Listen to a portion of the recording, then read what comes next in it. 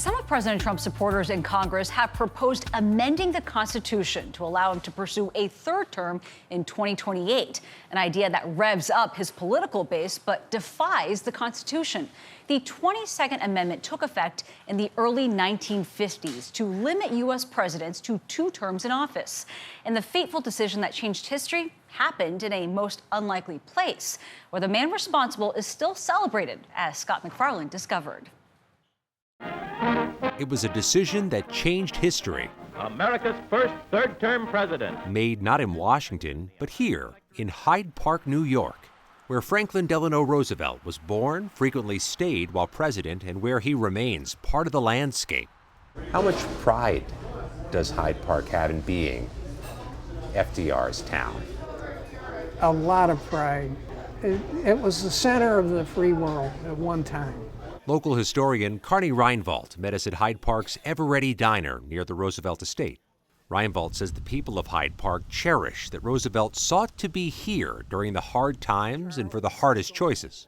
He claimed that that's the only way he could keep from going crazy, because first he was fighting the war against the Depression. I can assure you that it is safer for you to keep your money in a reopened bank than to keep it under the mattress. And then he was fighting World War II. We are going to win this war, and we are going to win the peace that follows. This was his mother's originally? Yes, that's right. We visited Roosevelt's childhood home.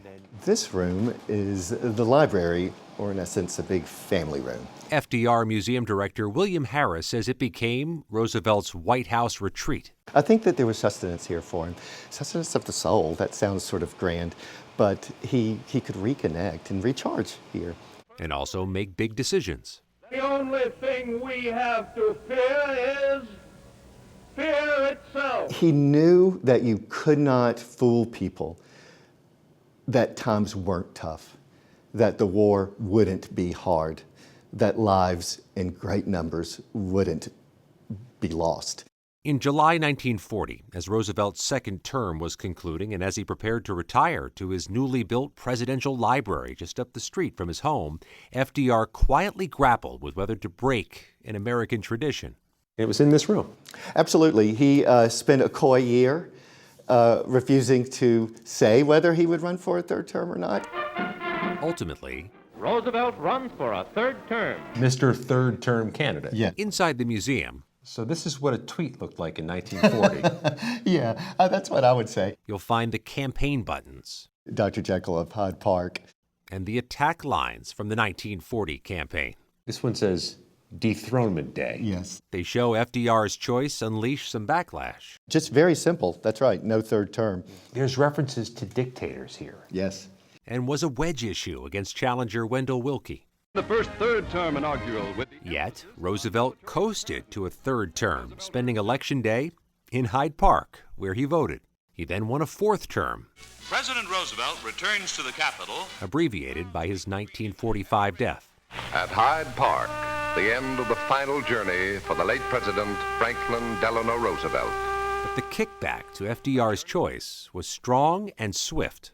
This seems suddenly like a very sensible change to make to the rules of who can run for president again once he's out of the equation. Robert Childs is a professor at the University of Maryland. He's not there to stop this, and saying, oh, this is an attack on the legacy of FDR, that's not enough to overcome people's sort of misgivings about the possibility of a president for life.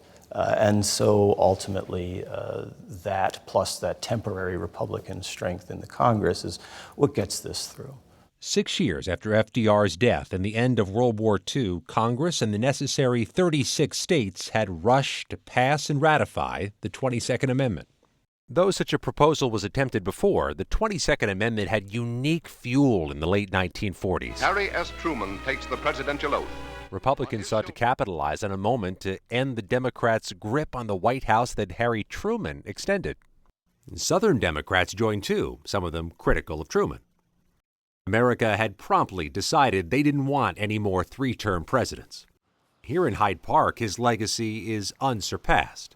Being a part and being a benefit to his local community was important to him. Of course, buildings are named after him, and he had a hand in the design of some buildings. So he's inseparable from it, inseparable. And one of the biggest honors here for the four-term president is perhaps one of the smallest in size. FDR's name is on the community's small World War II memorial, a commander-in-chief who died during the war after staying on the job. They will be discussing third terms again in the year 2032. There'll be a centennial celebration of Roosevelt's first election right here along the banks of the Hudson in Hyde Park. For CBS Saturday Morning, Scott McFarland, Hyde Park, New York. Hyde Park, beautiful area and great history beyond even what Scott McFarland reported. Eleanor Roosevelt has her own home there, and it's amazing. I also love that they continue to make history very much part of the present there. Yes. I mean, the fact that FDR is considered by many historians as the first modern president, it still seems unfathomable to have four terms when you're talking about the presidency. 1, 2, 3, 4. We'll see what happens. A lot in store for us.